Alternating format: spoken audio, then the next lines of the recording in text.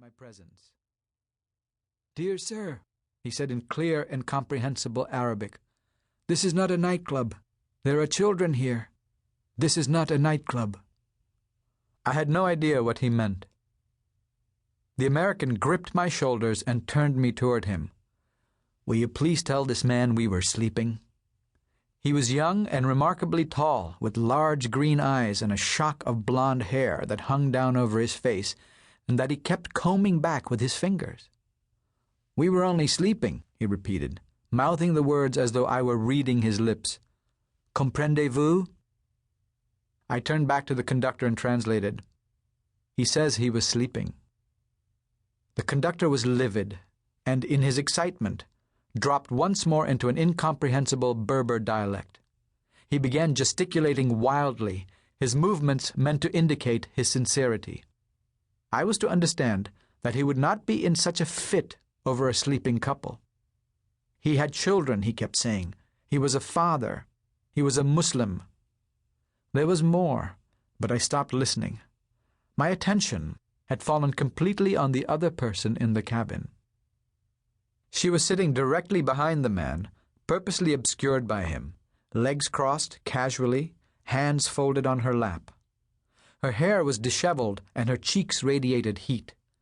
She wasn't looking directly at us, but rather observing the scene through the bowed reflection we cast on the window. "Did you tell him we were sleeping?" the American asked me. "I don't think he believes you," I replied. Though taken aback by my English, he was too shocked by the accusation to pursue it. "He doesn't believe me. Great. What's he going to do, stone us to death?" "Malcolm!" the woman cried out, louder than it seemed she'd meant to. She reached up and pulled him down next to her. "Fine," Malcolm said with a sigh. "Just ask him how much he wants to go away." He fumbled in his shirt pockets and took out a wad of tattered multicolored bills. Before he could fan them out, I stepped in front of him and put my arms out to the conductor. "The American says he is sorry," I said. "He is very, very sorry." Taking the conductor's arm, I led him gently to the door, but he would not accept the apology. He again demanded their passports. I pretended not to understand. It all seemed a bit histrionic to me. Perhaps he had caught the couple acting inappropriately, but that would have warranted little more than a sharp rebuke. They were young, they were foreigners, they did not understand the complexities of social decorum in the Muslim world. Surely the conductor understood that, and yet he seemed genuinely disturbed and personally offended by this seemingly inoffensive couple. Again, he insisted he was a father and a Muslim and a virtuous man. I agreed, and promised I would stay with the couple until we reached Marrakesh. "May God increase your kindness," I said, and slid open the door. The conductor touched his chest reluctantly and thanked me. Then, just as he was about to step into the corridor, he turned back into the compartment and pointed a trembling finger at the seated couple. "Christian!" He spat in English, his voice brimming with contempt. He slid the doors closed, and we heard him make his way noisily down the corridor. For a moment, no one spoke.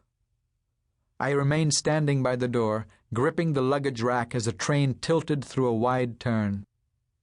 "That was an odd thing to say," I said with a laugh. "I'm Jennifer," the girl said. "This is my husband Malcolm. Thanks for helping us. Things could have gotten out of hand." "I don't think so," I said. "I'm sure he's already forgotten all about it." "Well, there was nothing to forget," Malcolm said. "Of course." Suddenly Malcolm was furious. "The truth is that man has been hovering over us ever since we boarded this train." "Malcolm," Jennifer whispered, squeezing his hand.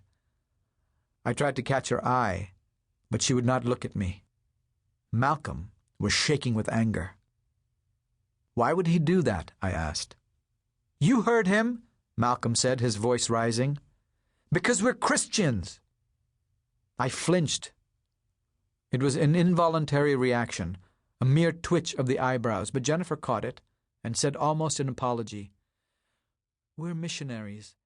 We're on our way to the